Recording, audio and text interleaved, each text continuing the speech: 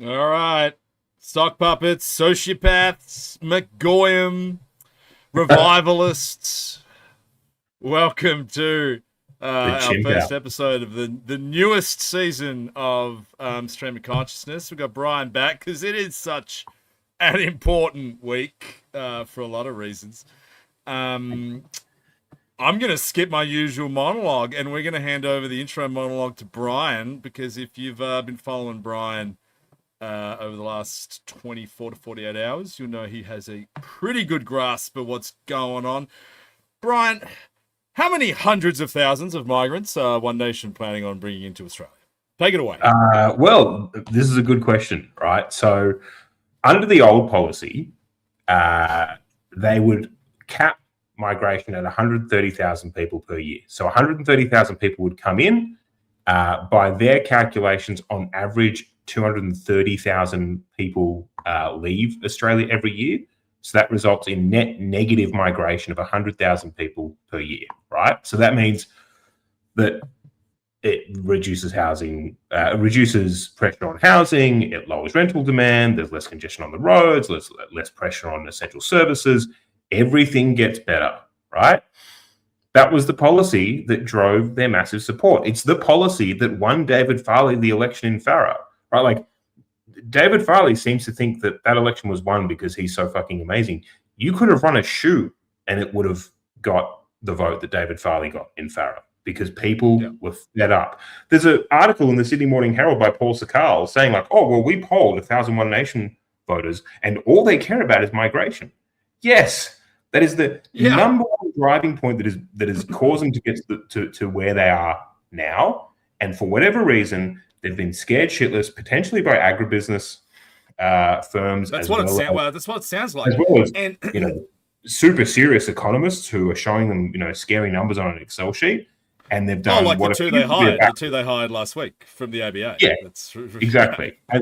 And so they've appeared to do a backflip. So under their revised policy, how it would work is once you factor in their 130,000 net, but then on top of that, they're going to allow, like the Palm scheme to go ahead, different kind of farm workers, different kind of temporary visa workers who are all getting what you could argue to be below market rates for their wages on dodgy EBAs and dodgy employment agreements.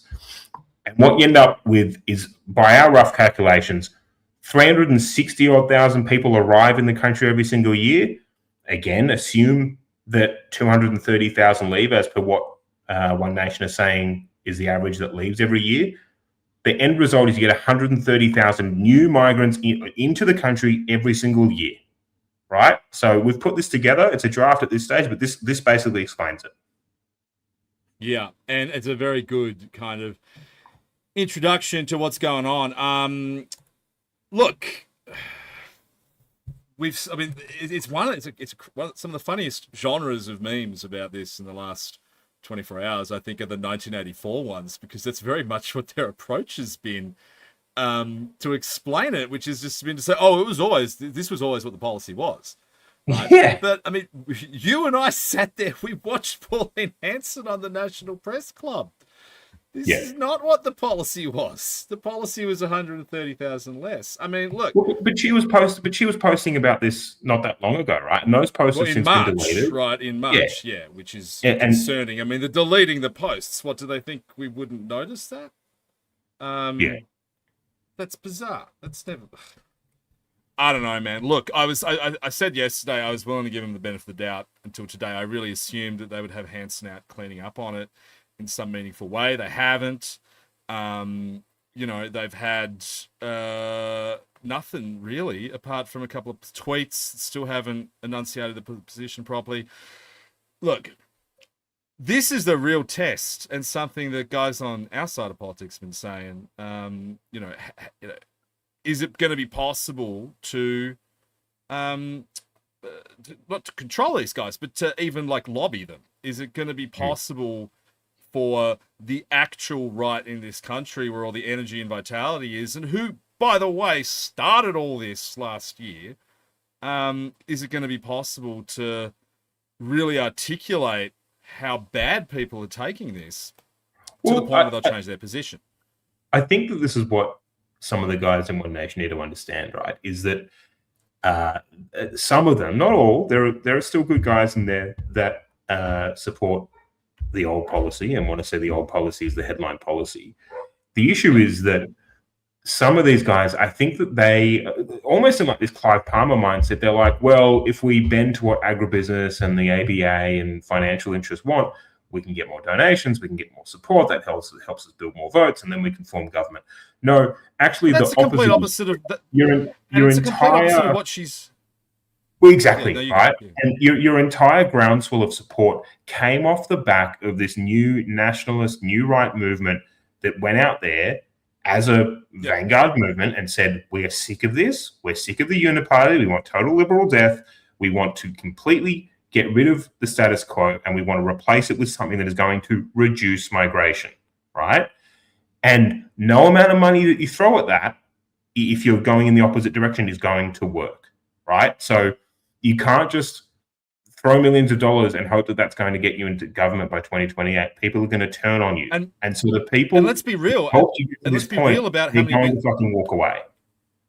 And let's be real about how many millions of dollars it is, right? Because last night there was actually something interesting on the ABC for once. Four Corners did their lobbyist special, right? So we're talking about how much money can the entire business lobby manage to deliver to the Liberal and Labor parties in the last 6 years. $13 million. Yeah. Right? $13 million is nothing. $13 million doesn't even get you a boat with a flushing toilet in this country. It's not going to get you a campaign for One Nation, right? She tweeted it. Hanson tweeted it today, and it's 100% right, and I fucking reposted it. She said, we're not about big donations. We're about contributions from little guys. You know, that's how they were planning on doing their campaign. Yeah, they and made so $4 million the other day off a post. And like, so how do you think that's going to go when people are starting to, like, one of the first things I put up when it first looked like they were folding on migration is like, usually political parties, at least in a Machiavellian way, wait until they've amassed political power before they portray like their most their most vocal base. So like, what are you doing here? What is the grand strategy here? I don't even understand it if I was putting like my cynic hat on and going, well, they're just casting aside people now that they think they don't need them. Like, it doesn't actually make sense. Well, their margin isn't good enough, I mean, to not need them. And I mean, you know, their polling results are still strong. I mean, they had a great polling result down here in Tasmania this week. They're doing 21% without even a party registered, right? Yeah. Do they really think that's from agribusiness and the Australian Banking Association? Like, come on, guys. Well, they're probably thinking, well, you know, as you get large, they're doing sort of Liberal Party, big party thinking, right? They're like, as you get larger, to get yourself from 27% to 31% or 30% in order to form government based on preference flows, a whole bunch of things, you need to negotiate on stuff. It's like, yeah, I understand that, right? I'm not saying they're negotiating with themselves. They're just negotiating with themselves at this point. But two, you don't negotiate on the core thing that is driving your support, right? You can negotiate on a whole raft of issues. You can negotiate on economic issues. You can negotiate on trade agreements. A whole bunch of those little. Hey, they ditched the death penalty. Did you see that? They got rid of the death penalty this week. Hey, do you get what I mean? Right, like. Yeah, absolutely. The one thing that is driving your forces is migration, right? So you just don't walk away on that. You should have learned. Look at what happened to Peter Dutton. He went from... Look at what happened to Nigel Farage when he did this. Nigel Farage went on TV and said, I don't think it's possible to do remigration. And how many hours was it? Was it like 48 hours before Rupert Lowe was in field with a yes, we can do remigration party? And he was polling like 7-odd%. I mean, he's not going to win, but that 7% is coming off Nigel Farage, right? In an election where he can't afford to lose it. And this is what the One Nation guys need to understand is that we don't actually need you guys, right? We have been behind this new movement insofar as it achieves the outcome of reducing migration. But as far as I'm concerned, if you're not going to do that, then get out of the way because we'll create. I don't know if we have to do it brick by brick. At some point, someone is going to create another movement that is going to deliver the message that people want. And maybe they don't build enough of a vote to actually form government, but they'll fucking starve you of it. So you need to understand that you need to understand these risks and these political realities, and you need to tell the agribusiness companies to go fuck themselves. Tell Harry Trugoboff to go fuck himself. Sit the two guys from the ABA down, tell them to go fuck themselves. Otherwise, and the new right's going to fuck you. And this has been the catch cry of the new right, at least on our side, since last year. We can be retarded longer than you can be electorally viable. Exactly. Right? All people have to do is just say, no, fuck off, right?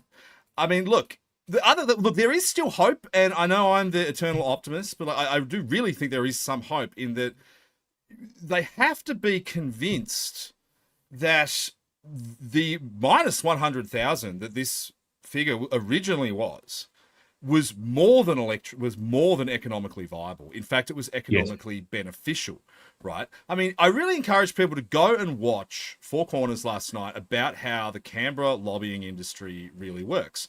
Because if you want to take this whole thing back to first principles, why are they scared of pissing off the Australian the Business Council and the Farmers Association and all the Property Council and whoever else?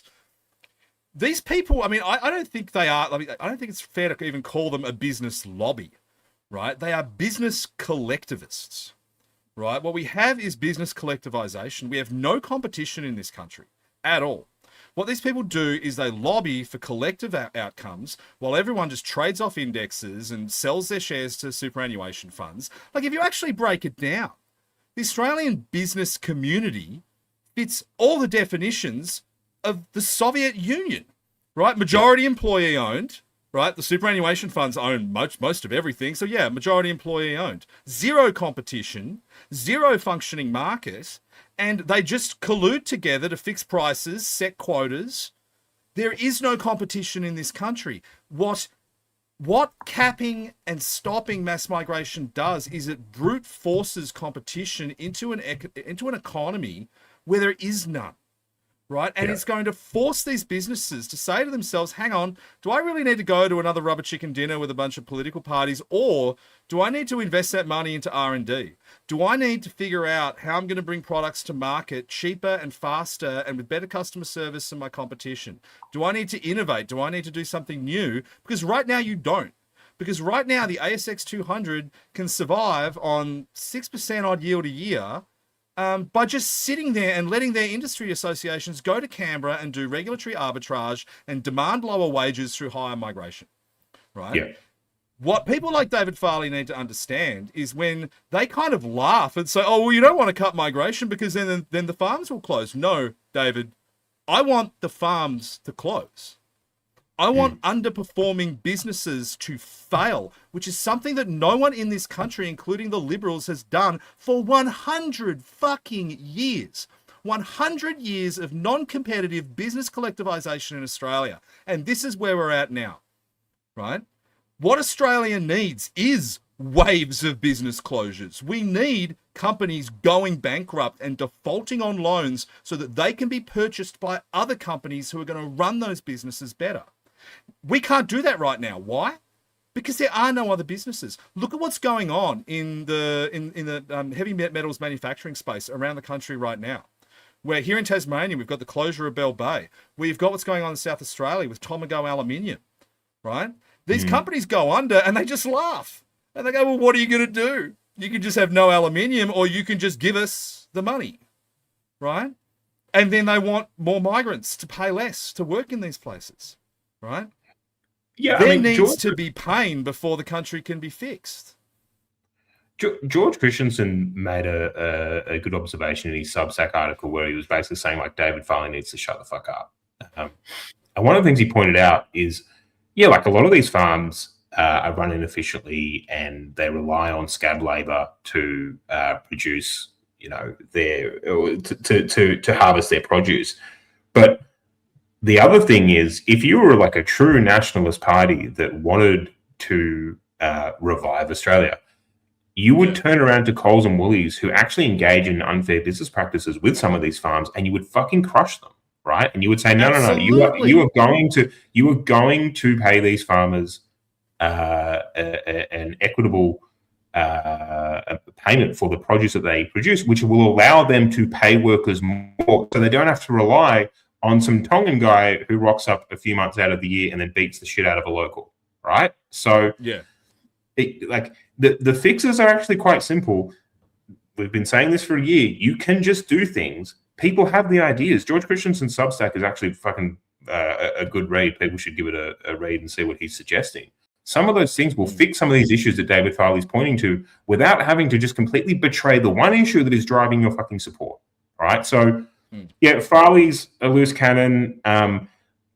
Funnily enough, Flynn pointed this out. What Farley said on Outsiders wasn't too far from what the new One Nation policy is. He just kind of fluffed the words a bit. What he was trying to say is that once you factor in all the additional people that come into the country on temporary work visas that are not included in the migration caps, it's closer to 250,000 people, which is roughly correct.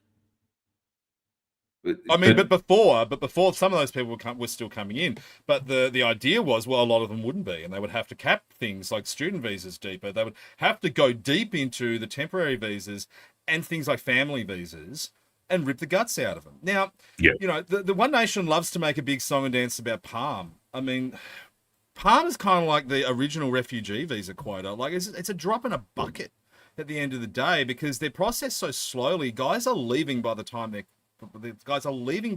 coming in. So the quantum of how many Palm visas are in the country at any one time is 40 times 4, right? So you're never going to have, like, over the course of the 6-year visas, like, it's never going to be that big of a deal. They leave.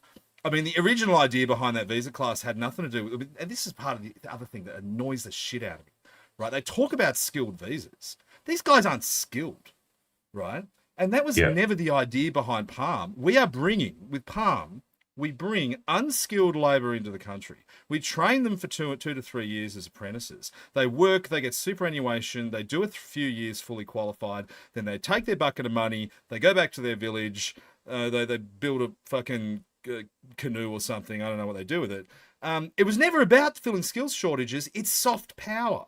It's about going to these countries that were vulnerable to Chinese debt facility and Belt and Road and saying, hey, there's another way, which is come to Australia, we'll give you a bit of cash, we'll give you a good job, you'll learn some skills that you can take back so you can help develop your own country. That was always the plan. So, you can put Palm to one side, although I think One Nation needs to really restrain themselves from thinking it's the panacea for all that ails the country.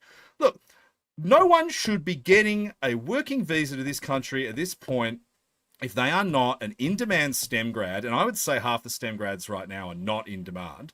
Like, Australia doesn't really need any more GPs at this point. We need highly skilled specialists.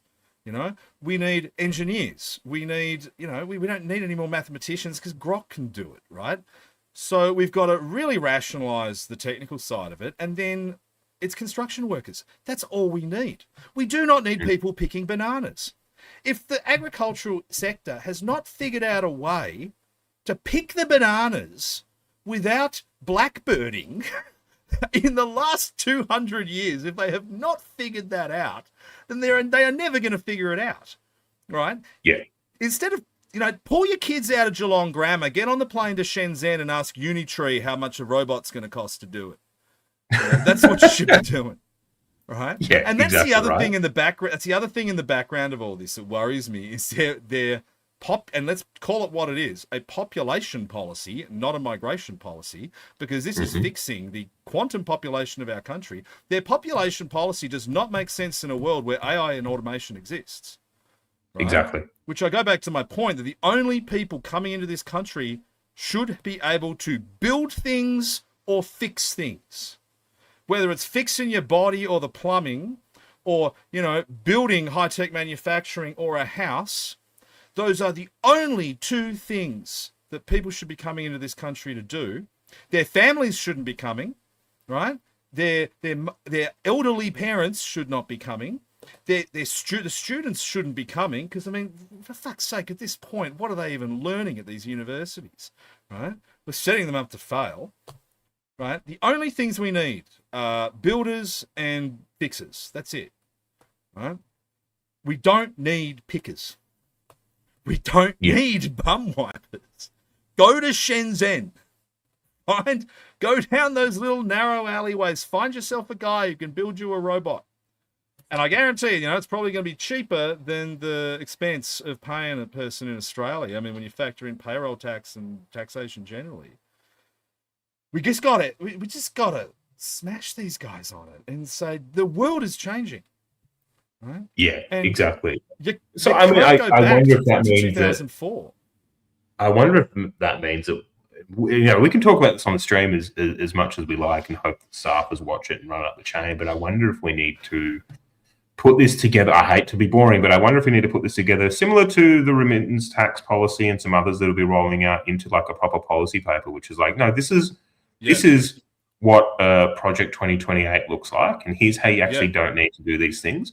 And here's how you can tell all these special interest groups to jam it, because these special interest groups are not their friends. Like, exactly. How can they really seriously believe for 1 second that these people are their friends? Someone tell James Ashby to check his receipts. How many donations did he get from the ABA and from the Business Council until he started talking about migration?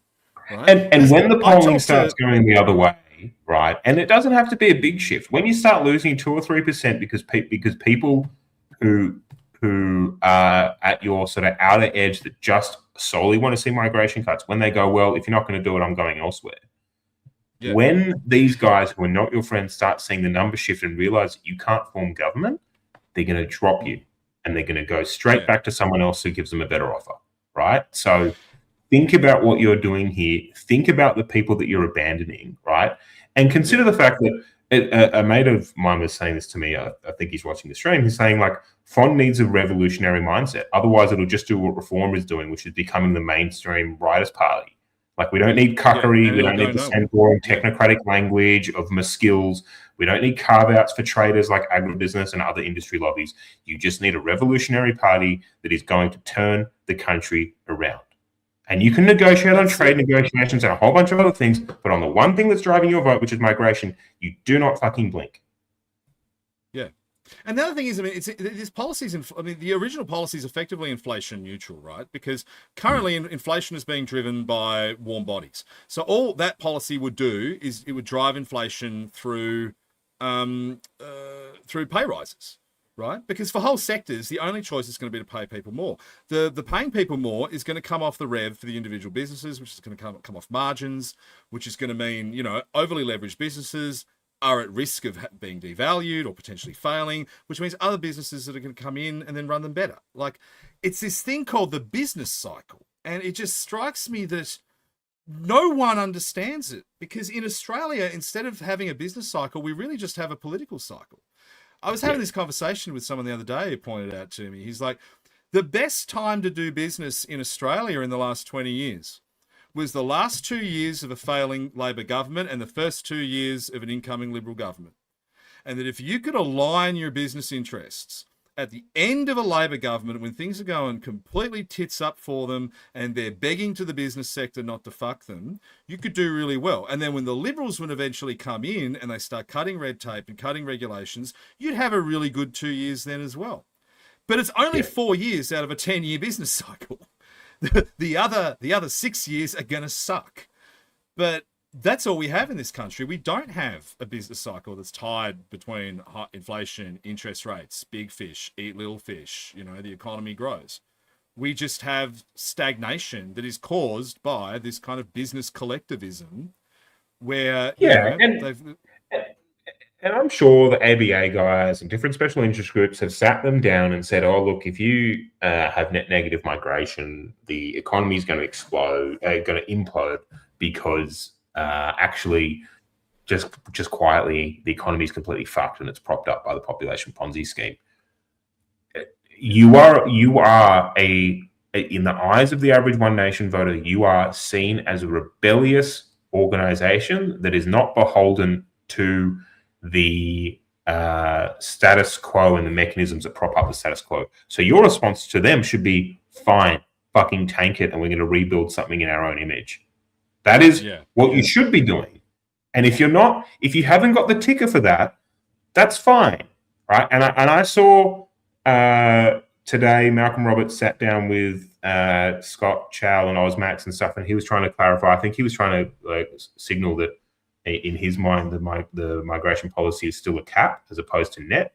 Malcolm's a great guy, but this stuff needs to be ironed out quickly because people are. I know for a fact that different WhatsApp group chats of One Nation members at Vic in New South Wales are fucking pissed off.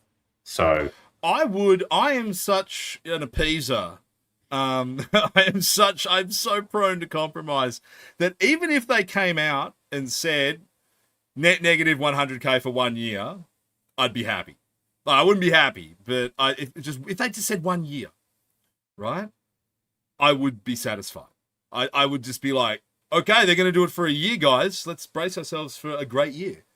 But they're not even doing that. It's just they've doubled down on the technocracy and decided that, yeah, actually I'm watching the X chat on the corner of my screen. Someone just said in the what's the guy's voice from the Odyssey? Somebody get these pickers out of here. I like that one. I can actually put the I'll give you guys a little treat for a second. We'll put the X chat up on screen. So we there we go. So that's about as good as we can get, guys, while we're no, there we go. That's about as good as we can get. I think we think it was maybe Brian didn't pay the premium sub, or I am still banned from doing ads. But look, we just boomed it, guys. We'll figure it out. But we're booming it again, guys. We're sorry. We just can't stop. We can't stop. It kind of takes away from the opening where we're like, "This is how you save the country," and then it's like, I forget. Yes. Yeah. Oh, but look, man. My advice to all the guys is you need to keep chimping out, right? Until we hear it from the horse's mouth what the clear policy is, because it sounds like there is a little bit of back and forth. It sounds, rumblings from the ground. What I'm hearing is that there are people in the party that want to keep the old policy, and there are people in the party that think we need to change it to appease, these special interest groups. I don't think it's fully over.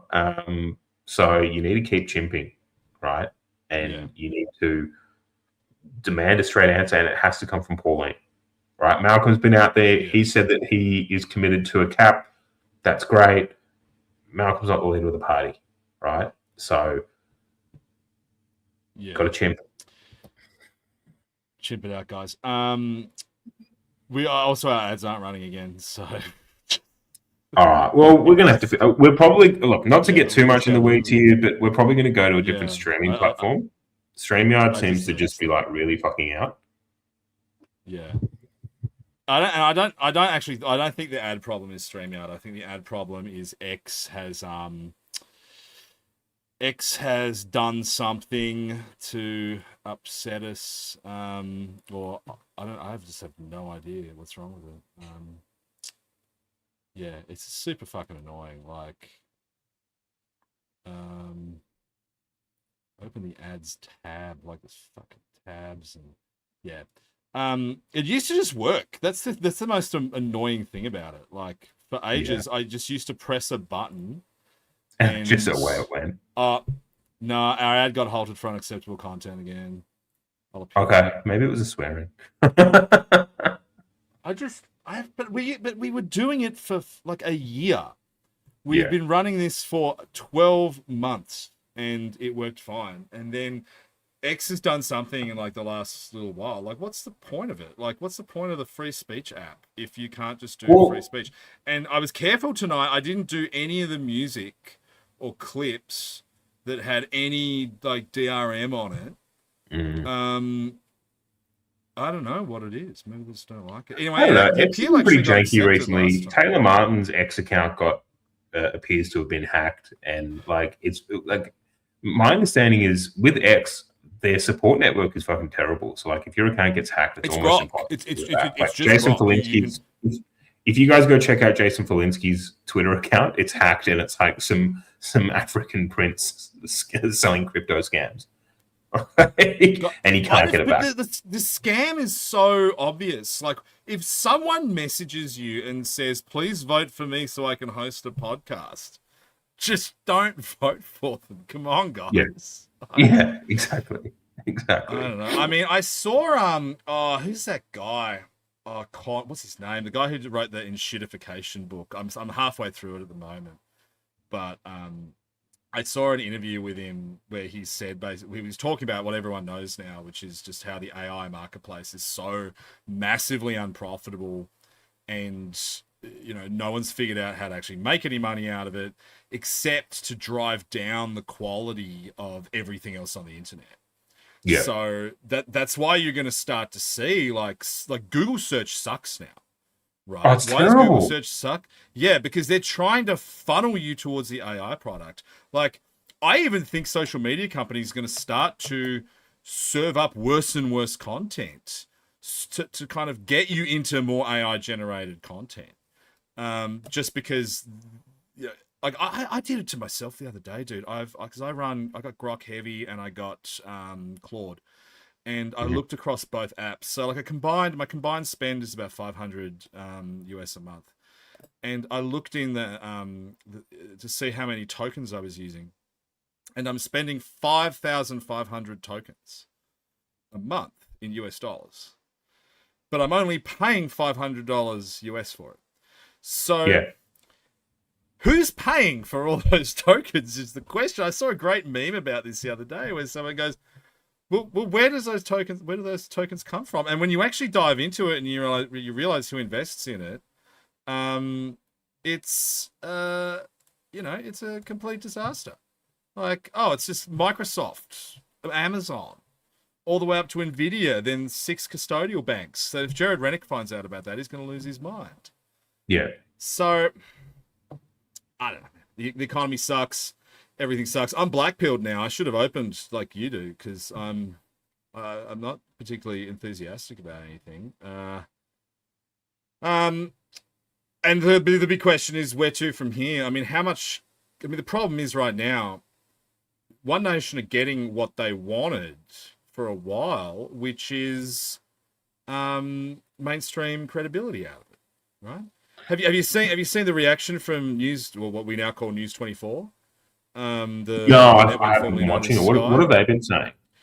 Okay, so they've been pretty like One Nation agnostic for a while now, but just in the last 24 hours, we've seen this big turnaround where they're the ones live on air defending it, and like they actually had Leith from Macro Business on earlier, and like he was saying like how the figure is totally fine, but it's really just going back to where it was. Like, it's not actually going down. That tells me that business interests have locked in behind it. They've negotiated cushy deals to get nice softball interviews on Sky that say it's still a good thing, and they're hoping that they're hoping that it will smooth everything over so they can keep going. They probably expected a little bit of noise and it'll go from there. So I guess from the only thing that I need these guys to understand is like someone's going to rise from the ashes and just start trying to outflank you guys. Someone's going to drink your milkshake on immigration now. That's what's going to happen. Exactly. I mean, and they don't need to get 30%. They need 3 to 5. They don't. Ozpil's probably listening. Ozpil, it's not too late, buddy. Change the name of the march.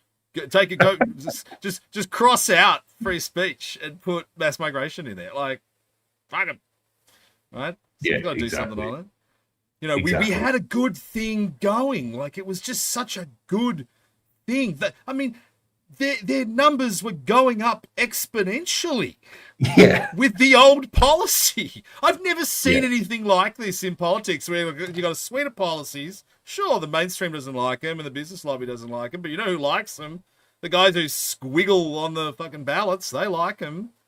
And exactly, it's right? been going up and up and up. You know what makes the business lobbies like you and all the special interests like you? When you have political power. And how do you get political power? You run on the fucking policy that's delivering it, right? With the little squiggles below on the fucking ballot paper, right? So get to that point and then you don't actually have to negotiate with the business lobbies. They come to It's you like that on bit their in fucking knees. it's like that bit in Game of Thrones. Like, you know, money's not power. Power is power, and you get the power by being in Parliament. And if you want to be in Parliament, you got to get the little squiggles. Like, I don't know, exactly. guys. Like, Exactly. So, like, I just even language-wise, like you have set yourself up for easy attacks from Labor. Like Friendly Geordies now just has months of being able to dunk on you guys, right? Yeah. Fucking Quokka, a random twink on X, has just been like posting nothing but bangers that completely annihilate you guys. Like you had these guys in a corner, right? And on top of that, you were winning. The coalition can now tank you, right? Because the coalition are out there saying, "Oh, well, actually, we're going to have slightly lower net migration." Look, I'm saying this to a liberal in my DMs today. Like one, actually, I'm not going to say which one, but it was one of the liberals who got hacked, and now he's his account back. And I said, like, if you guys wanted to really fuck with him, you should just do 125. Like, I mean, 5,000 is nothing, right? 5,000's a rounding error. Just because, you know, I mean, they do effectively have. I mean, behind closed doors, what I'm told is the Liberal Party's kind of structural policy is functionally identical. It's just they are quibbling about the number because they've got all the orange lanyards and all the ex-staffers and the business collectivists in there worried that they're not going to get enough pickers. So they're stressing out. And then you got the moderates want to have their stamp on it, which just means, I don't know, more Camry people. Which, by the way, I'm worried we're going to get done on Star Wars people. So Camry people is my new one. Camry people. Camry people, yeah. But I mean, all you have to do now is just make the figure 125. I mean, what's going to happen on polling day if it's the Liberals at 125, One Nation at 130? And what could then happen is they just get into a bidding war, right? Yeah. And this is this thing the Australian business community needs to understand. It's this word, competition, right? So it's a bidding war, right? Exactly. Go to 125, and then maybe David Farley will come out and go, 122,500. And then within 2 years, who knows, we might get down to the original target. Exactly. That's not a bad outcome. These guys also need to understand, like, the flank that they've opened up that allows them to be attacked. And Skull pointed this out. He was like, okay, he was responding to Avi and Rukshan and stuff who were basically saying, oh, like, if you don't support this policy, you're letting perfect be the enemy of good enough, trust the plan, all that kind of stuff. It's like, no, hang on. You guys correctly have been saying for years that Labor is ruining this country through their mass migration program, right? And so now what you're telling us is to just accept a policy that ruins this country, but slightly slower. And only slightly as well. I mean, I'm the biggest proponent of don't let perfect be the enemy of good. I've said it on this show dozens of times. In the context of One Nation, I've said it is on some of their fruitier candidates or some of their optics decisions. And we haven't even got to One Nation optics this week. Yeah. I really want to get to One Nation's new media strategy, which seems to be now to go back to the ABC. But that is small stuff that you shouldn't be sweating. That's what I mean. When it comes to a marquee policy, when it comes to the policy that Australians since August of last year have rallied behind the party because of, I would have thought that's something you can't compromise on. You can't equivocate on. Yeah, I'd love to talk to some of who are thinking, oh, look, this will be fine, right? And I would love to. I mean, look, the slot fluences, I kind of get it, right? They're on some sort of gravy train. They've found a way to eke out an income, basically just being One Nation pro-after. And, that's fine. Everyone's got to eat. I get that. But for the dudes inside the tent who, joined and became motivated because they viewed this as this resurgent right-wing movement that was going to turn things around, like, what are you doing? I know for a fact, I've been told by multiple people at multiple different state levels that the different group chats are pretty dead on this issue. No one wants to acknowledge it. No one wants to talk about it because they're scared they're going to get booted out or they're scared that they're going to get exposed as being opposition to it. but people are pissed. So, Oh yeah, what are you doing? yeah. People are just going to get more pissed because, there's still 2 years to go, man. I mean, that's the terrifying thing. There's 2 years to go of 300,000 a year, probably. Like, Yeah. I mean, so what are people going to think by then? This is such an own goal and just something that did not have to happen. I mean, they could have just come out and said, I mean, every party's got just an idiot. You could have just come out and said, well, Farley's our idiot. We just put him into Parliament a bit early. We promise he'll be the only one. Brought him back into line. And then remember he did the thing where he walked into the Liberal Party room and he said, maybe I should have Well, the guy's like the Mr. Bean of right-wing politics. Like, the thing that I can't he's like, Farley's a fuck up, right?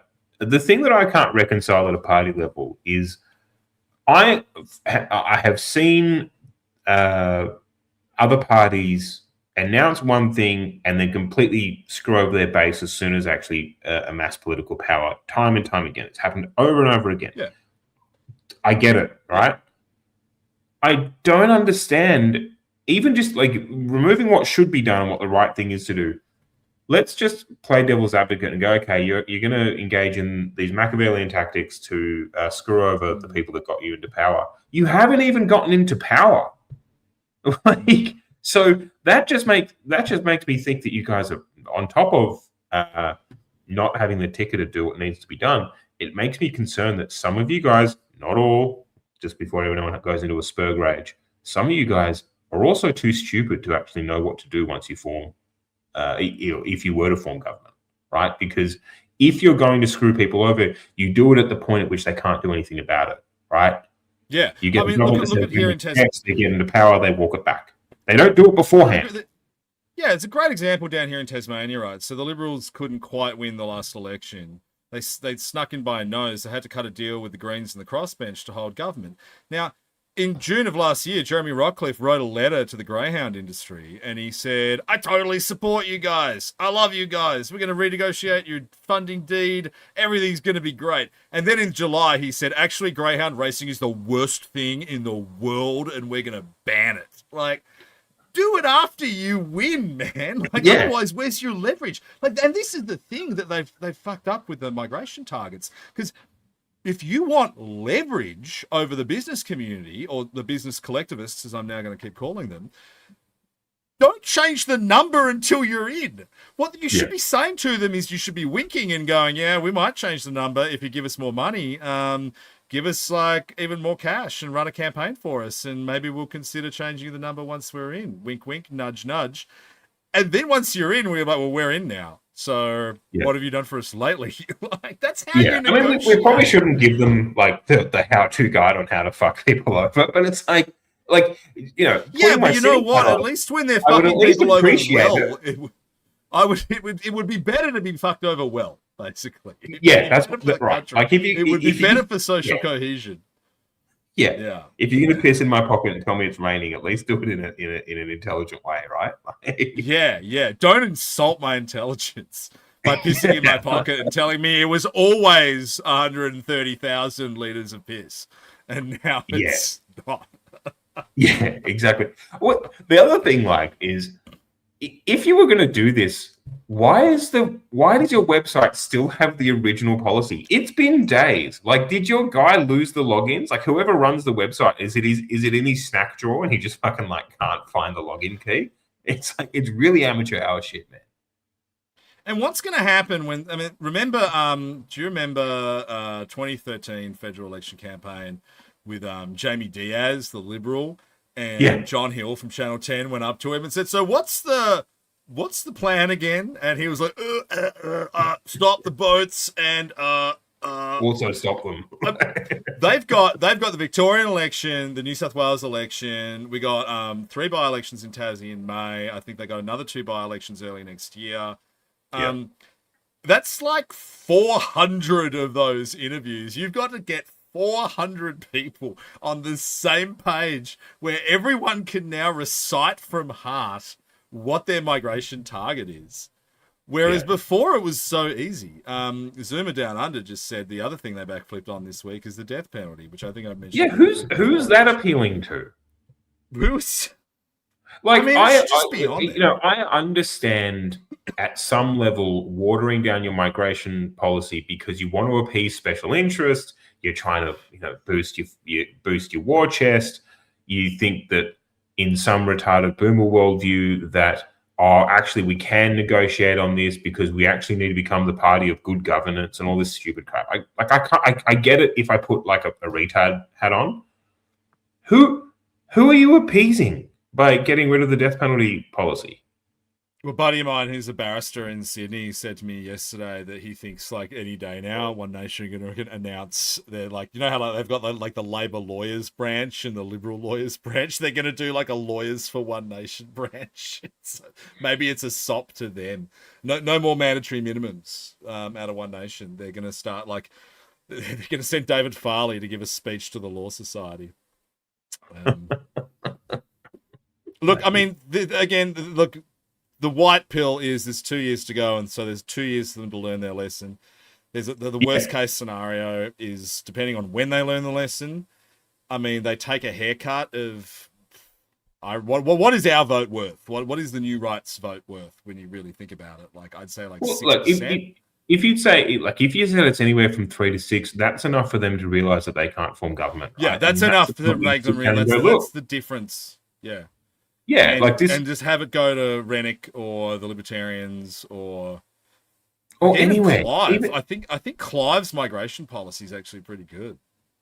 Yeah. So I did see a pretty funny tweet from like some random Groyper account being like, "This is what you get for not trusting the trumpet of patriots." Yeah, I saw that. And look, just to get inside the beltway. I mean, ultimately, as much as I despair for the future of our country, the thing that really annoys me is that the Groypers were right on this one. Like that really. Yeah, I hate having to. I hate that. Yeah, I hate having to tip my hat to Anime Padian, but To be fair, they've been magnanimous at least. Like they haven't gloated too hard. That's true. Well, there's been a little bit of gloating, but like deservedly so. And that's fine.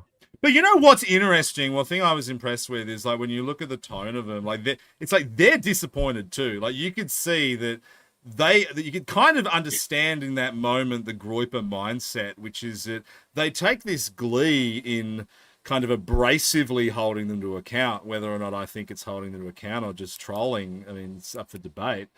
But then when it turned out they were right, it was like a dog chasing its tail. I think they'd gone, oh, wait, we were right? Oh, that sucks. We were actually. Right. I wish we weren't right. So, yeah, exactly. Anyway. Exactly. We did ask Anime Padian to come on. He and or she said that they couldn't make it. But tip of the hat. They told us to have Percy on instead.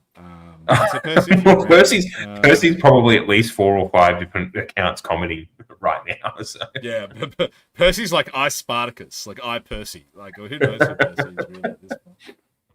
Oh man, look, there's not much. I mean, there's really not a huge amount else to say about the One Nation clusterfuck, other than I think guys need to chimp out and. Give it. You're right in that the benefit that we have is it is a year and a half to 2 years away from the federal election. So if they start seeing a dip in the polling off the back of this, and it doesn't actually matter where it goes to, they will quickly realize that when you water down your key signature policy that drove your support, when you water that down and that support even slightly wavers and you can't form government, all those people you think are your friends, they start walking away and you realize what you actually need. So luckily this isn't, like what we're seeing in the UK where, reform seemed to just be on a downward trajectory. Like there are tactics and angles that can be used to try and resurrect things. But guys, stop fucking around. Because we don't need you. You need us. Yeah. Yeah, well, you need the squiggles, guys. Like, I mean, so frustrating. I mean, look, will it have an impact to the Victorian election? Probably not. I mean, I think there are so many reasons to kick that government out at this point. I don't think it's going to be a big deal. But, I think you're gonna see like a kind of a gross erosion of their primary vote until this gets better enunciated. I mean, it's interesting. The News Corp Bush Summit is on this week. Did you notice that? Big spreads in all the papers. Well, they'll be. Pauline they'll just Hanson be is glazing One speaking at Nation. it. Yeah. Oh, absolutely. So I do think that might be a factor. So maybe once they're done with the Festival of Bush that Lachlan Murdoch puts on every year, maybe they will kind of revisit this and say, yeah, we just pissed off everyone who actually likes us. So, yeah. So that's the 130K. Now, there's some other big news this week. I mean, there's been something else significant happen in the world of media and culture.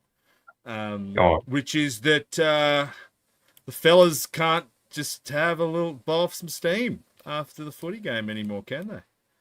You got to, yeah. Talking of course about the Sydney Swans. Hang on, I just got to turn my heater off because it's fucking baking in here. I can tell because the white balance on my screen goes funny because my face goes even pinker than that. So I'll be right back. I mean, I'll let John talk about the Swan saga. You have to talk, by the way. No, I know. I'll let John talk about the Swan saga. So I'll do a little bit more ranting about the One Nation stuff. I think, a lot of you guys have seen the Ozpill videos that have come out in response to this. I think what he's saying is bang on. What we need to do now is I think we actually need to provide an alternative solution for these guys, right? Like they've gone to what's safe, which is they've sat down with dudes in suits who they've known for years because they were former lobbyists and now they work at gov roles or as consultants for big firms, or like the ABA guys have actually infiltrated the party. They've sat down, they've shown them pretty things on graphs and said, actually, if you have this policy, it's better for these reasons, and we actually don't think it'll affect your vote too much, and that'll be all fine, and business will be happy, and agribusiness will be happy, and let's all just be a party of good governance. Let's just be the orange liberals. I think, as much as we need to chimp online and flood the comments and, demand a clear picture of what they're proposing and demand that they go back to the original policy, you need to also, and this is probably a Revive job or it's a joint effort amongst a bunch of organizations, we probably need to get together, put together like a proper Project 2028 and say, this is what we think it should look like if you win the election. These are the policies we think that you should have. And here's why the concerns that the goblins have don't hold water. And here's why what we're proposing is better. So I will. The other necessary thing to do as part of that process is actually go out and start talking to stakeholders about it, right? And we know who those stakeholders are because of who engages with these issues online. And the Australian tech sector agrees with us. The Australian finance sector agrees with us. Like there are actually serious people out there who agree with us.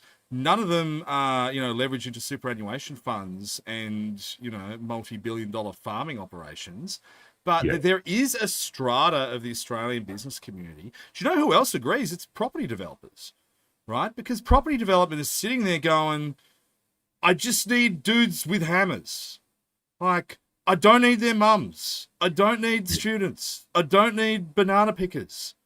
Dudes with hammers, please. And how many dudes with hammers are they sending? None.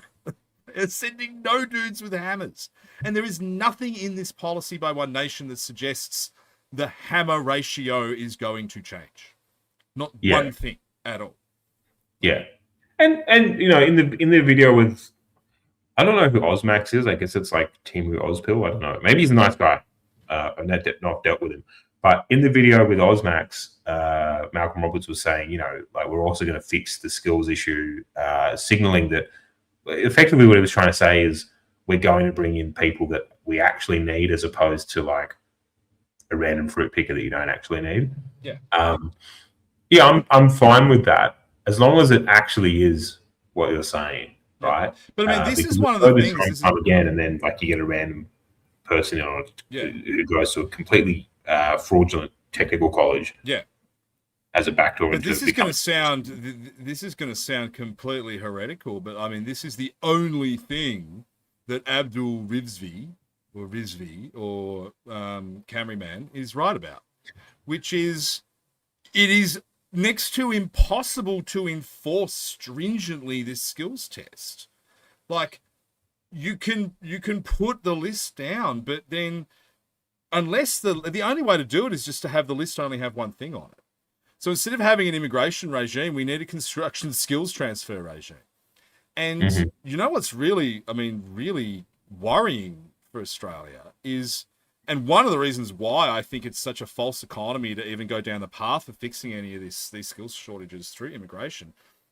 Look around the world at countries with surpluses of construction workers. There are none. There are none of those. So, I mean, in China, there actually is. But why would a Chinese construction worker who can do FIFO into the Congo or into Angola to build huge nuclear reactors and mines and stuff, and then have a fantastic quality of life back home on this enormous income, why would they come to Australia to pay $1,000 a week rent, plus power, plus rates, plus whatever else, right? Why would they come here?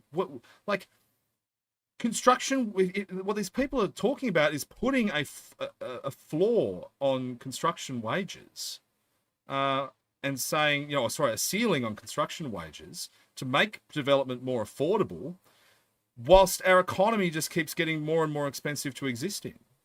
Now, the calculus works for doctors, for engineers. It doesn't work for construction workers, right? You go around the world and try and find me a country where you're going to be able to find a construction worker who's willing to make the move to suffer under these cost of living provisions. No one's going to do it. So at that point, isn't... No, I get what you're saying. I do wonder though, like, and this is sort of a very boomer viewpoint that has gone with zero analysis, but there was a point where we managed to build things without relying on Camry people. So what was happening then where we managed to build things and we didn't need Camry people? Cost of living, dude. We can't do now, right? And sure. And so what's the thing that's driving that? The bulk of it is mass migration, which is why a net negative policy would be awesome. This is almost like it's explaining the policy document that we can put together just through us having a discussion, which is net negative migration reduces strain on all these issues, which then reduces cost of living, which means that you don't need Camry people to build the things. You can use your local people to build the things. And so all those issues get solved, right? So we don't actually need to reinvent the wheel here. You just need to twist this one knob. And sure, the special interest groups will get angry because they've already set up pathways and have... because they've designed the economy around it, because they've designed this system of regulatory arbitrage, of flatline wages with inflation through growth, and a completely non-competitive environment where you don't have to worry about, as Buyback Capital says, someone drinking your milkshake, because it's never going to happen. Right. And if you want the government to do something to benefit your business, well, you're not going to go in on your own. You're not going to go it alone. You're going to get everyone in your sector together, and you're all going to lobby collectively, like the Grand Soviet of the ASX. And this happens across every sector. You look across something. I mean, I'll just pick a random example, right?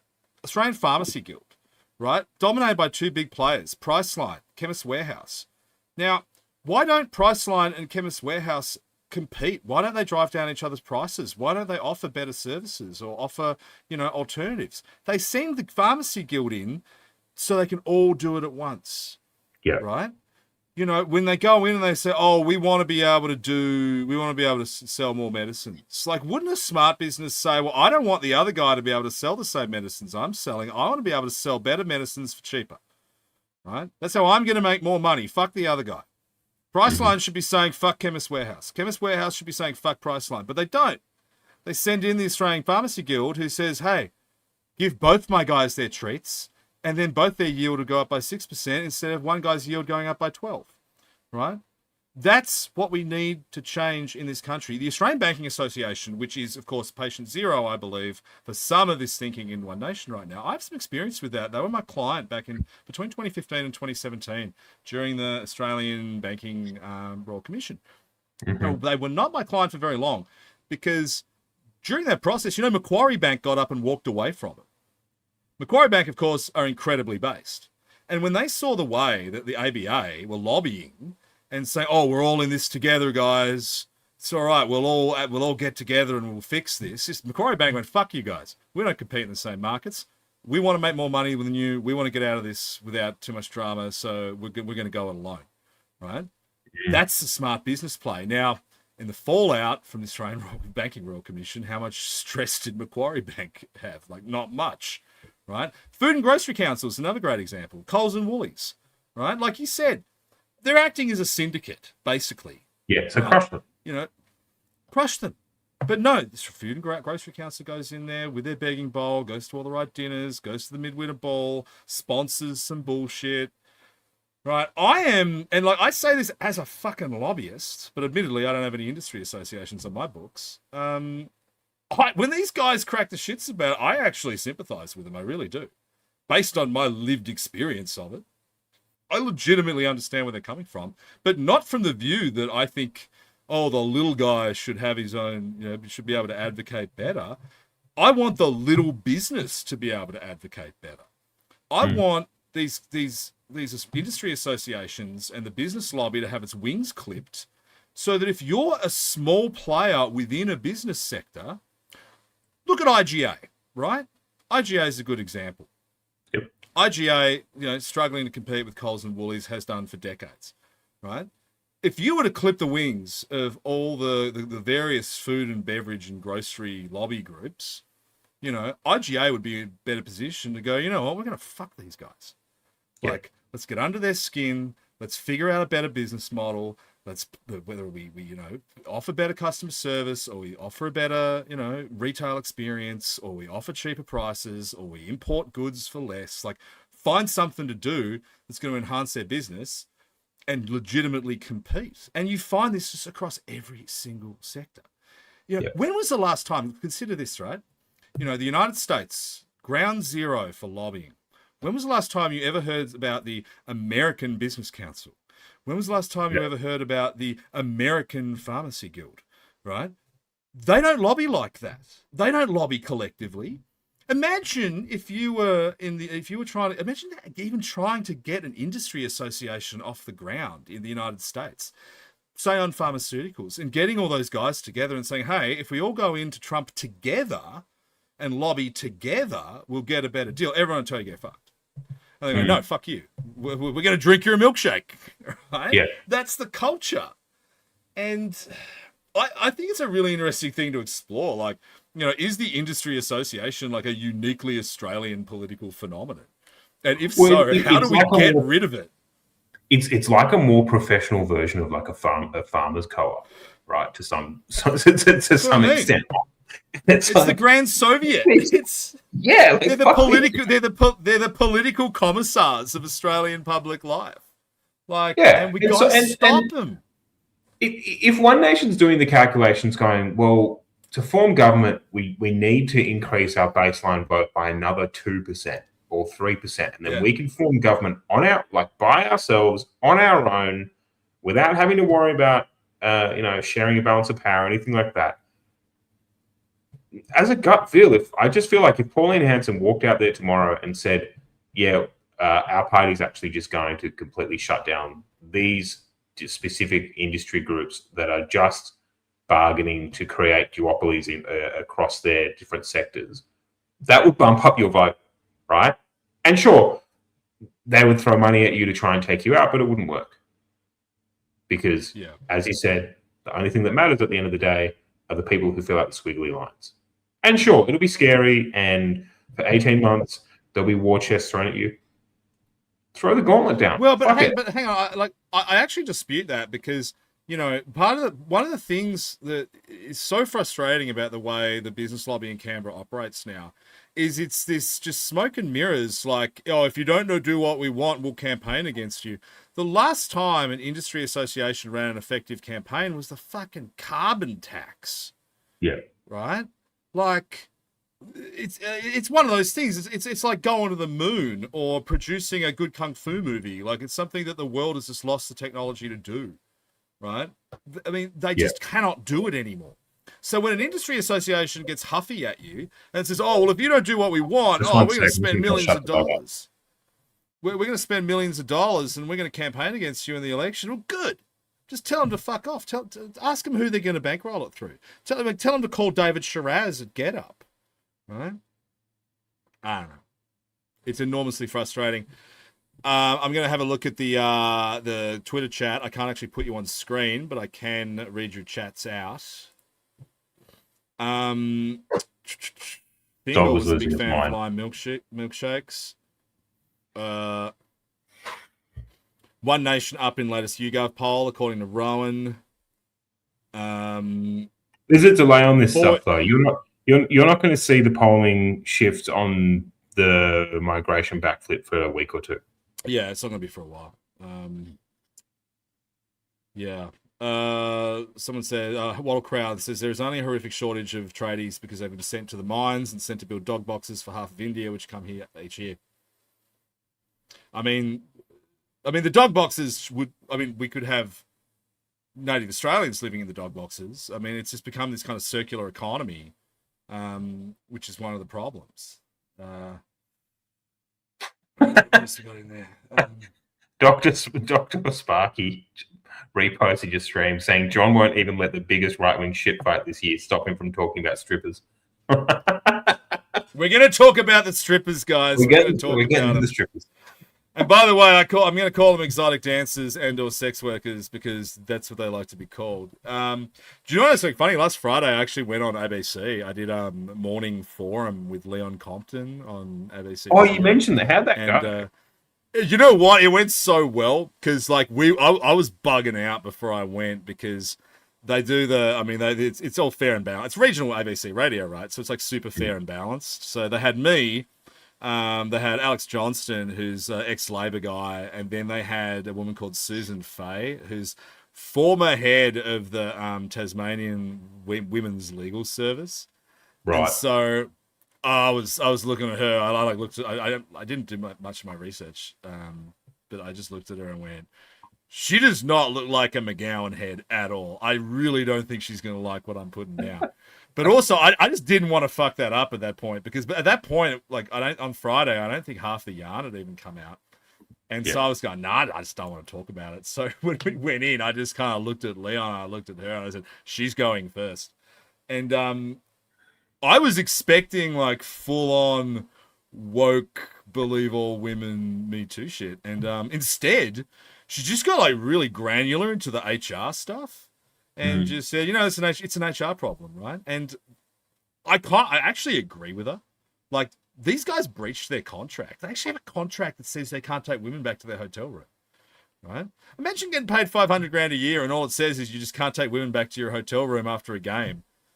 And then you take a woman back to your hotel room. You kind of... Yeah. You fucked up. You kind of fucked up there. But what actually happened, or I'm sure there's things that we don't know, but of what we do know what happened, because I saw the big furor, I purposefully just stopped paying attention because I assumed half of it was going to be fake news and all that kind of stuff. So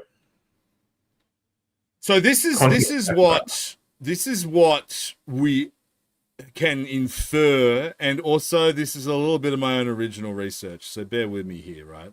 Based on some things I found out over the weekend. Yeah. Basically, the game is finished, and they've gone out on the rantan, more or less. They've got a room up at the Pullman, which I've stayed. I don't know if it must have been a suite or something because there's a bunch of them up there.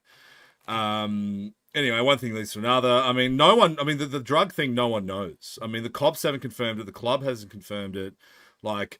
It's even dropped off the shopping list of grievances of the dancers that they were doing lines off them or whatever. So whether or not there are bags up there, who knows? But like, come on, man. Like they're on the Rantan. You got to make assumptions. But the one interesting thing about this is those girls show up at 4 a.m. Right now, I went on for research purposes. I went on the website these guys booked. I went on the website they booked the girls on, and I had a look at the process. Right now, this isn't like this isn't like normal sex worker delivery, right? I mean, I don't know about Melbourne, but like certainly in Sydney, there's numbers you can call. Girl will be at your door in 20 minutes, hot and fresh like a pizza, But strippers are different. I mean, they got like get their shit together. Like you don't just ring and have them show up within an hour. So obviously it was premeditated. Obviously they've gone, right, we're going to get these girls over. And when you look at the page, like you can kind of see why. Like if you're a bunch of like, fairly uninitiated young footy players, like you could see why that would appeal on some level. Anyway, the girls come over, one thing leads to another. The spank thing happens, which their lawyer has been talking about. That they said, you give us $150, you can spank her on the ass 3 times, and the guy spanked her 4 times, which is extremely impolite. Like extremely. And like I think that to me, that's like the most egregious thing, because it's kind of third world behavior, right? Like you got a stripper to your room. She's partying, she's probably gone to a lot of effort. She's set the ground rules. I mean, it's a question. It's like a Western civilization thing, right? Yeah, she's trying to pretend that she's attracted to you. It's rules. She gave you the rules, and then you disobeyed them. I mean, yeah, of course she's going to go fucking World War III on you. I mean, I think these girls have probably acted more proportionally than Donald Trump has over the Strait of Hormuz. I think, So, but then, like, obviously something else happened. There's been reports that one of the girls was, like, locked out of the room for some reason. They called the police. There's been some altercation in the lobby, and then the police have gotten involved. Now, it says some really worrying things about the condition of dudes in this country. Like, that you just made so many rookie errors, like right off the bat, like right from the get-go. Like to the serious rogue, like everyone knows, this is the stream of sex work etiquette, right? Everybody knows you don't do that in Melbourne. Everybody, right? And I wonder to what extent is it the fact that it was the Sydney guys. Was that not a contributing factor? Because maybe like they've had some pretty good times. Is this like the conspiracy iceberg where it's like, oh, they're trying to take the Swannies out of the competition? No. Before we even get to that, although you could have had made some good bets off it, but like, I reckon these guys they've probably gotten out, gotten a bit loose in Sydney before. Maybe had gone to a couple of party suites up at the Meriton. Picked up the phone to liaisons or whatever. Like, I could see that happening, and they've had a really good time, and they've thought, hey, let's do it in Melbourne when no one's around. Without realizing it's like the number one rule that you just don't do that in Melbourne because the girls are totally different. You do it in Sydney, the girls show up, they take Amex, they sign NDAs, they have ABNs. I mean, there's an ATO code for this stuff, right? It's like a big legitimate business in Sydney. In Melbourne, you don't know what you're going to get. So I think that's the first mistake. And then they didn't obey the rules, the really simple to follow rules. Like, I think, Snibbity Snab said at the end of the day, like, it's a breach of contract. It is a breach, dude. It's a breach of contract. It's 2 breaches of contract. They've breached their contract with the Sydney Swans, and they've breached their contract with the sex workers, like both of which should be treated harshly. And I think we need to go back to like, the culture and say, how does it get like this? And there's 2 things I think have created this problem. One is, it seems like every second guy's dad is gay nowadays, right? There's an epidemic of an epidemic of bad Zoomer dads who didn't teach their sons how to conduct themselves around sex workers. And then it's because everyone's boss is an HR cat lady now. because once upon a time you would learn this etiquette either from your dad or an older brother or a boss. Now, in today's world, in modern Australia, who do you learn sex worker etiquette of? Who's going to teach you? And no one talks about it. Like Abby Chatfield, do a video on it. It's like, though, which is that if you're surrounded by Camry people, right, who don't, like, they don't keep left when going up and down the escalators, they don't queue properly, you start adopting third world mentalities, right? And so when you were talking about respecting etiquette, which my mate was just saying then that it's quite funny that like Australia's leading conservative live stream is giving the chuds sex work etiquette, but someone's got it, right? If you're not going to queue properly and respect the order of the queue and the cultural importance of the queue, if you don't respect keeping left when going up and down the escalators or walking past people, and you adopt the third world mentality of the Camry people, well, then these are the things that are going to happen, and it's only going to get worse. It's just going to get worse. And so, did you see the thing I tweeted yesterday? So the website that you book these girls from, it literally asks what ethnicity you are.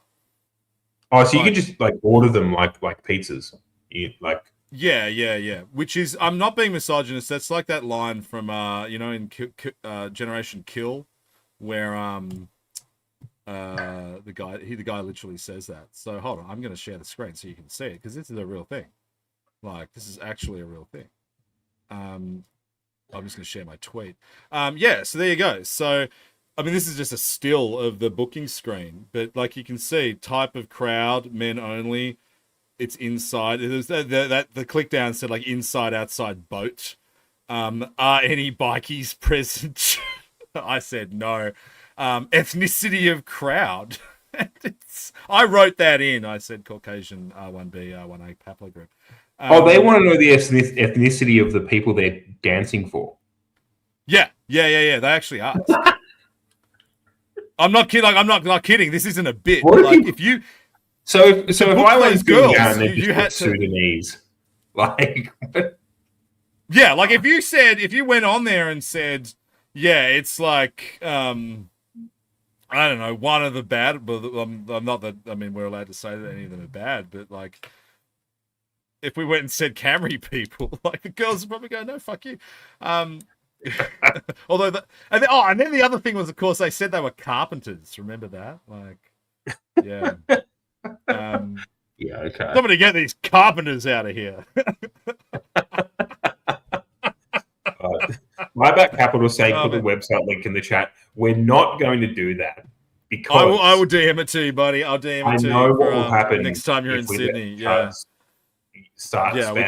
can't let Chuds know about it. It's because you guys don't know how to queue and you don't keep left when you're going up and down the escalators. So I've seen you guys adopt third world mentalities, which means that you will go for 5 slaps instead of 3. And also, let's just like, I mean, if we're going to back to the sex worker etiquette and just like the principles in general, I mean, I've always thought of, don't get me wrong, I love strippers. I used to live in King's Cross. Some of my best friends are strippers. Breaking news. Some of my favorite ex-girlfriends are strippers currently. But having said that, like the value proposition on strippers is so low. I almost feel it's like, you know, that thing, that psychological test, like they used to say you do for kids, like when your kid turns like 3 and you put like one jelly baby in front of them and you say, now you can either eat this now, but if you wait 5 minutes, I'll give you 3 jelly babies. And if your kid just like gobbles down the first jelly baby, it's probably retarded. Like, I almost feel like strippers are that for adult men, like, because the girls, when you tally it up, I mean, it works out to be they're about like $350 an hour to just wander around nude. But then you could pay $550 an hour at a reputable establishment, you know. And so I feel like the value proposition is so off. Like, I don't know, like why you end up saying to yourself, this is a good idea. Like, I don't know. Maybe I just overthink it a bit. But if we ever fail at the new right populist movement, maybe we'll just become like the new Tate brothers and explain to people. Like, Yeah, but Explain to me. whereas Andrew Tate's like, yeah, you just go to a strip club and you put the girls in a headlock and then you throw them in the back of your Bugatti and take them to Romania. Like, I think I'm a bit John more. will get Grok to build a landing page where you can calculate the Yeah, dollar where you can calculate. Well, what's the value proposition? I mean, one of the other, like I've had this like view for years. I have you ever seen the movie A Beautiful Mind? About John Forbes Nash. It's got Russell Crowe in it, right? There's that scene in the movie where like John Forbes Nash figures out game theory, and they're at like the dance, and like all his friends, like a beautiful blonde girl comes in with all her friends, and John Forbes Nash and all his friends look at him, and that's when he figures out game theory that all the guys are going to go for the blonde and they're all going to cancel each other out and everyone's going to go home alone. But if they all go for the slightly more fastig girls on either side, then everyone pairs up and everyone goes home happy except for the blonde girl, right? Mhm. That science is like played out in strip clubs every single night. And once men understand it, your lives will change considerably because inside every strip club, I've observed this for years, right? I Every bet you single have. strip club has an alpha stripper, sometimes two alpha strippers, never more than two. Now I can tell by looking at these girls, alpha strippers, right? Tall, blonde, willowy, like nominally. They were willowy. Yeah, willowy. Nominally perfect proportions. Okay, bone structure, like alpha strippers, right? Now, when you go into a strip club or when you look at them online, you look at those strippers and you go, oh, they're the best ones. Like by some internal metric that you've had impressed upon you through mass media your entire life, you think, oh, that's the best stripper. I got to get the best stripper.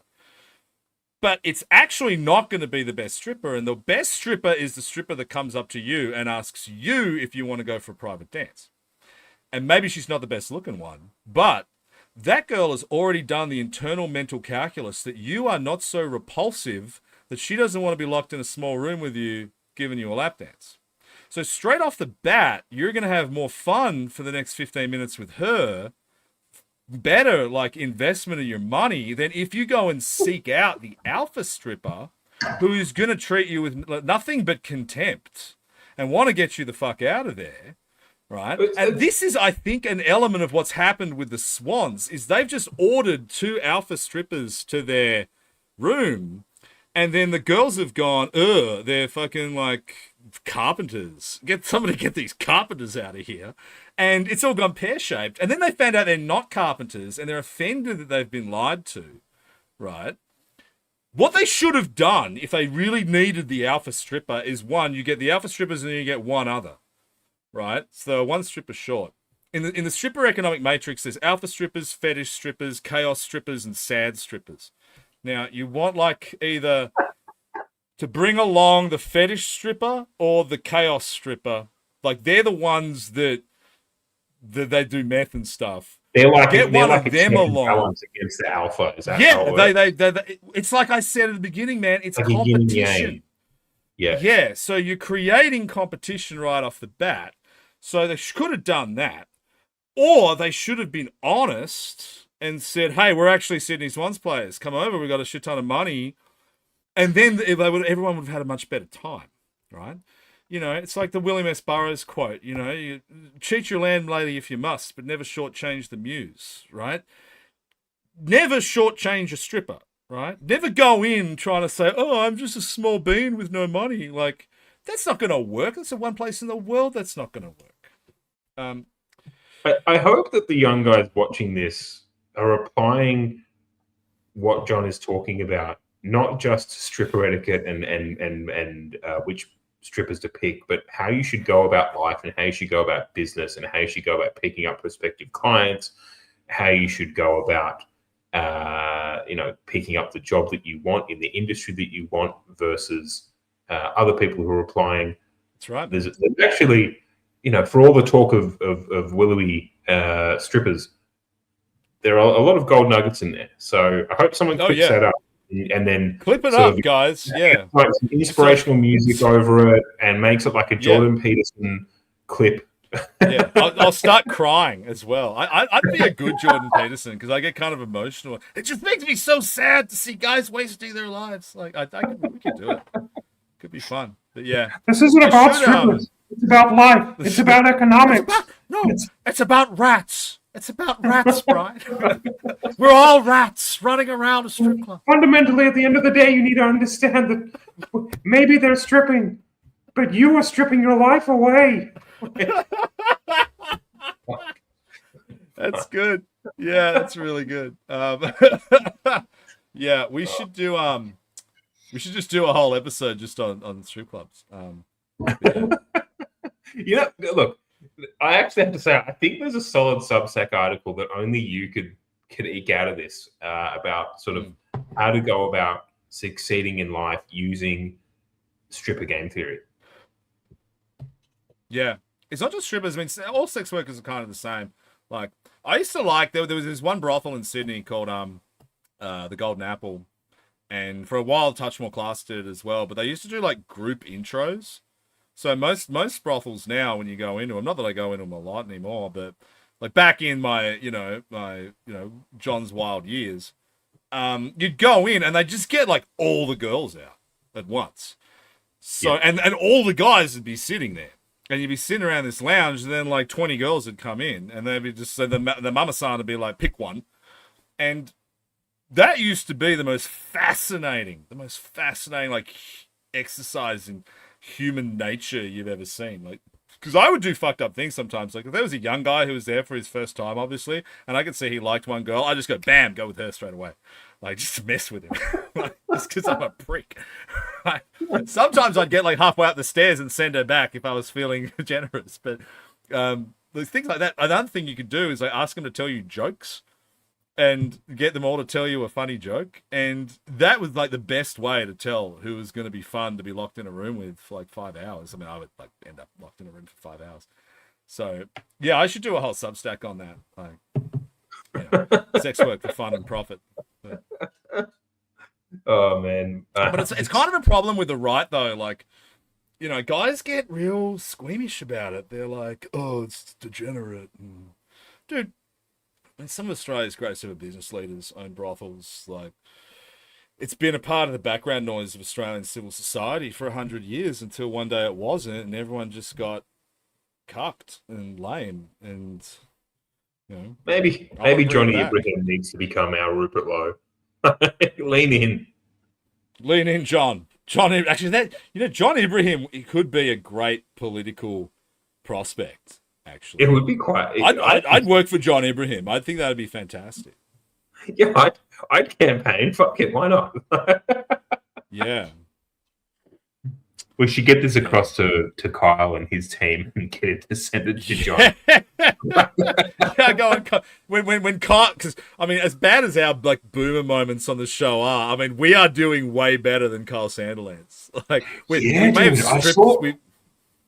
I saw that he can't even get like his stream to work. Like albeit we can't get our stream to work, but we're doing it with a StreamYard account and like 2 broken laptops and retardation. Like he put a lot of money into the Kyle Sandilands live thing.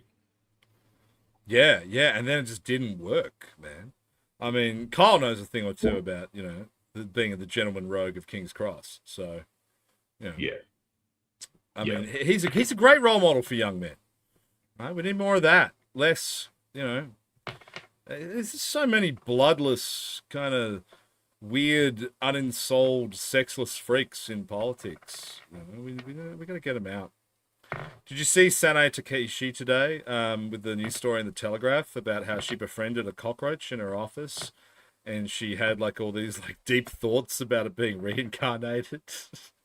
And you're like, every world leader seems to have like a rich inner life and a kind of, he's imbued with spirituality. And then you look at Anthony Albanese and he's got these dead little mouse eyes, and he's reading pre-written jokes on a podcast for midwits. It's tragic.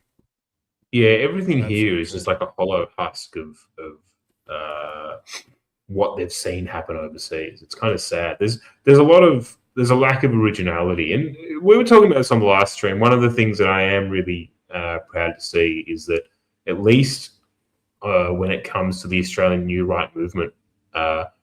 We have sort of made it our own, and a lot of the guys have made it their own and added their own sort of lens to it and injected a lot of Australian culture into it, which is good because there was a big sort of sloppy push of just copy paste MAGA and go from there. And you still see it.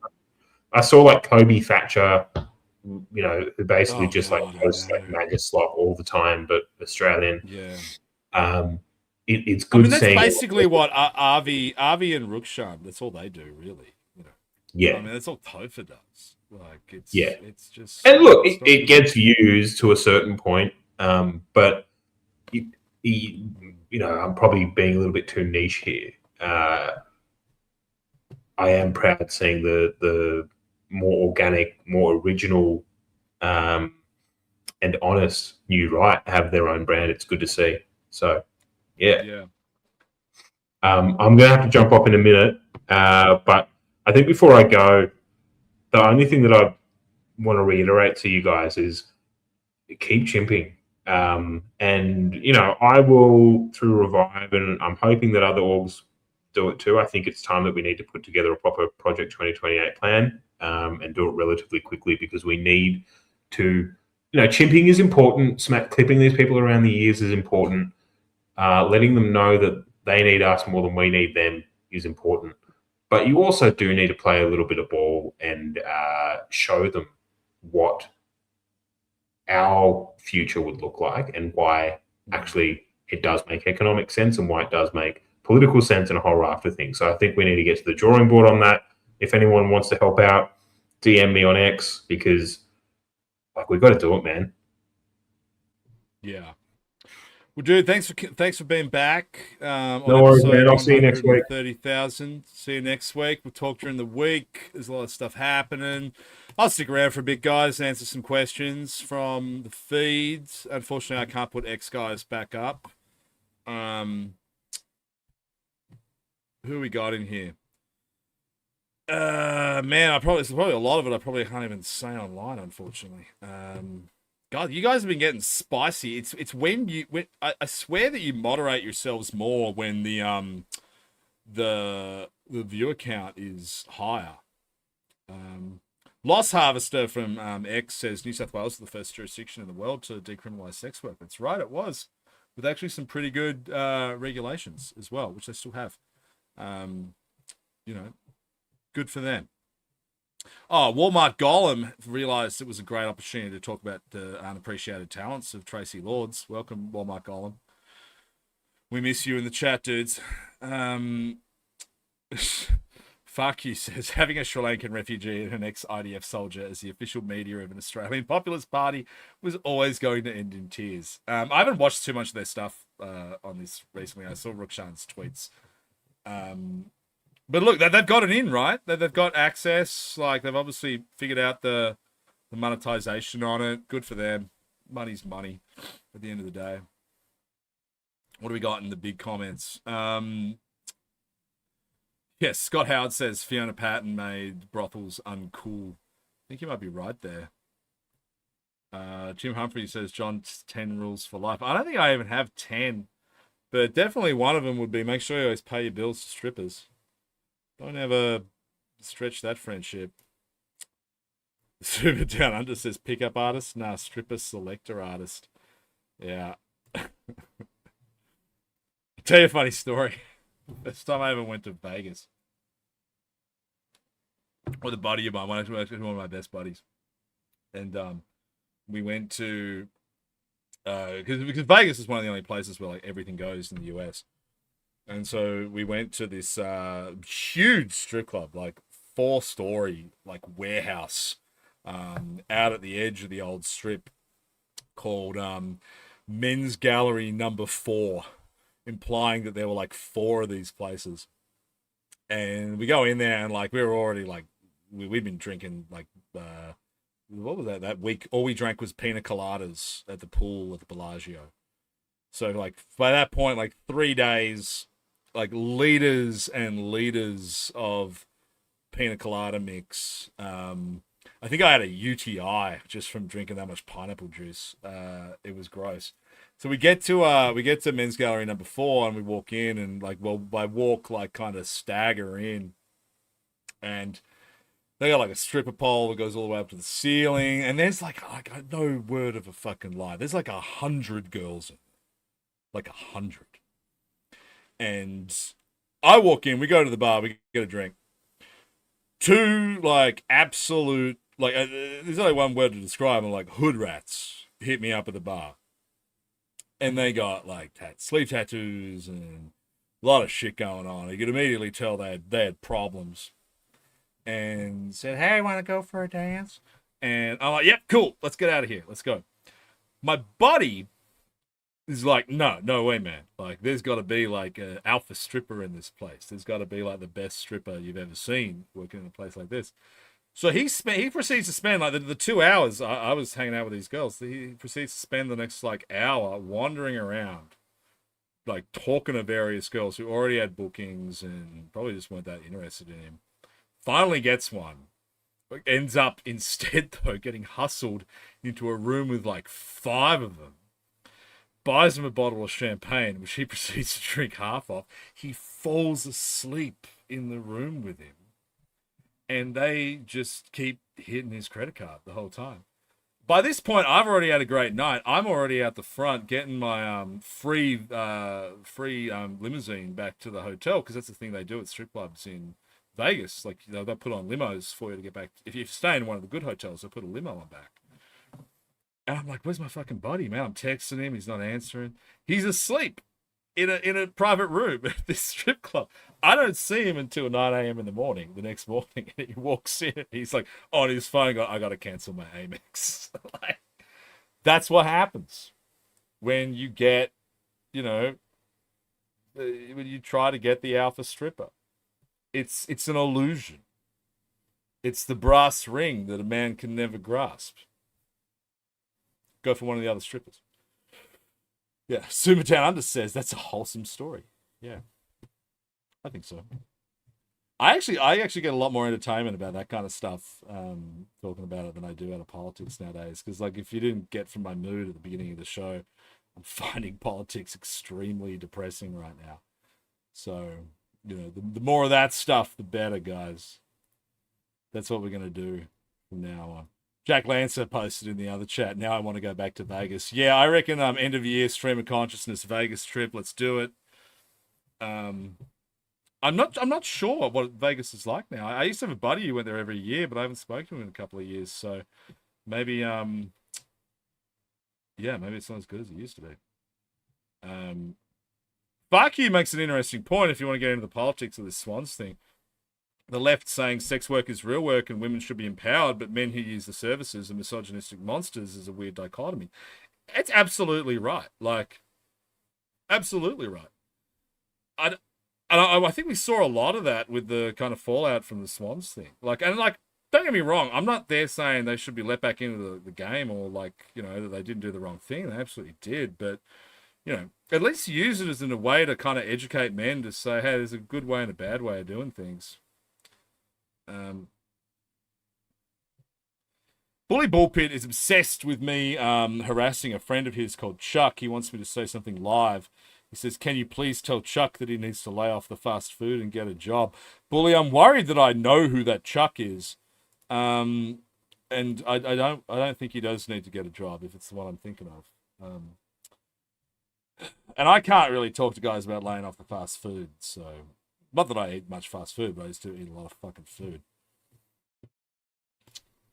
Yeah. How can you black pill when Jared Rennick exists? Yeah, let's not get back into Jared Rennick yet, guys. Like, things are bad, but they're not that bad. Yeah. Buyback Capital makes the point, in Sweden it is legal to sell sex work, but illegal to buy sex work. It will come here eventually. I mean, yeah, which will just upset the delicate ecosystem of Australian business in a profound way. Kind of that. Years ago, it's been like in 2015, the first time I'd ever really gone overseas on my own, like not for work or anything, ever, or not just for like a dumb holiday. And I was traveling, I got it into my head that I wanted to go to a strip club in every continent. And I'd flown because the cheapest way to get from New York to London back then was via Reykjavik. And I was stuck in Reykjavik for like 3 days. And I thought, it's Iceland. I'll go to a strip club in Iceland. And you know what? The former Prime Minister of Iceland banned them. She actually just banned them. No strip clubs in Iceland. She got rid of them. But one night I was talking to an Uber driver and I said, what's with the no strip clubs? And he was like, in his hurdy-gurdy, like, Swedish chef voice, he told me that actually there was one. And he could take me out there if I gave him, like, I don't know, it was like 50 krona, which is probably like 400 Australian dollars. I was like, well, okay, with my mission to go to strip clubs in every continent, let's do it. And he ended up taking me out to a Icelandic Comancheros clubhouse that had a stripper pole.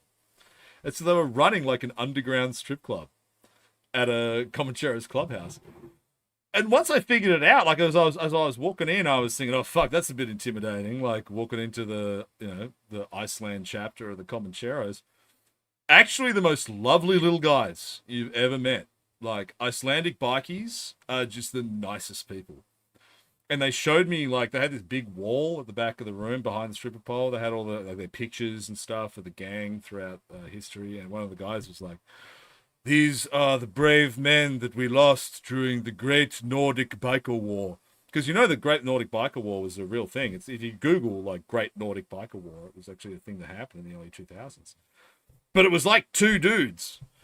And I was sitting there looking at it going, man, in Sydney, they were killing 2 dudes a night during our biker wars. Like, yeah, totally different world. Very chill out, guys. Actually, a fantastic strip club. If you're ever in Reykjavik and you want to find a strip club, but you can't because the government woke, find an Uber driver and ask him to take you out to the Comancheros clubhouse. Or don't. I don't know the legality of that. Don't quote me on it. What else we got going on this week? ICAT kept happening. It was shit. There's really not much to say about it. I didn't catch most of it. It is what it is. Yeah, I'm going to go on a list now. The Icelandic bikies are going to be pissed at me because I told everyone about their secret strip club.